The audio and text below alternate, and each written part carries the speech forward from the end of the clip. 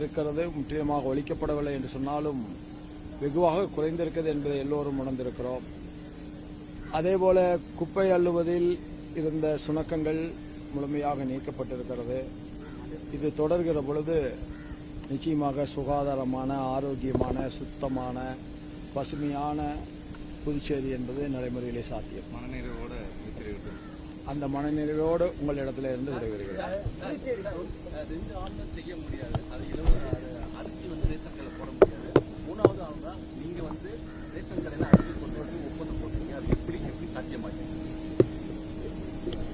மக்கள் என்ன வேண்டுகிறார்களோ அதை செய்வதுதான்.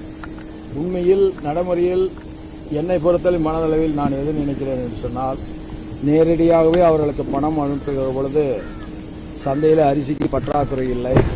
அவர்கள் எந்த ரக அரிசியை வேண்டும் என்று நினைக்கிறார்களோ அந்த ரக அரிசியை வாங்கிக் கொள்ள முடியும். ஆனாலும் அந்த பணம் பல்வேறு வகைகளில் செலவழிந்து விடுகின்ற காரணத்தால் அரிசியாக கிடைத்தால் நன்றாக இருக்கும் என்று பல தாய்மார்கள் நினைக்கின்றார்கள். அதனால் அந்த மாற்றத்தை ஏற்படுத்துவது அத்தியாவசியமாகிவிட்டது. நம்முடைய சிந்தனைகளை எல்லாம் மக்கள் மீது திணித்துவிட முடியாது. மக்களுடைய சிந்தனைகளோடு இணைந்து பயணிப்பதுதான் பொது வாழ்க்கையினுடைய அர்த்தம் என்று நான் கருதுகிறேன்.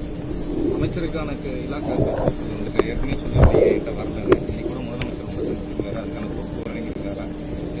வந்த ஒரு நிமிடத்தில் அதற்குரிய கையொப்பத்தையிட்டு அளித்துவிடும். இலக்கா ஒதுக்கப்பட்டிருக்கா சார்? ஒதுக்கப்பட்டாச்சு.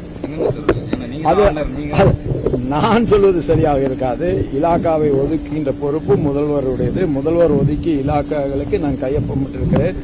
நீங்கள் கூட்டத்தொடரில் முதல்வர் இருக்கிறார், முதல்வரை சொல்லுங்கள்.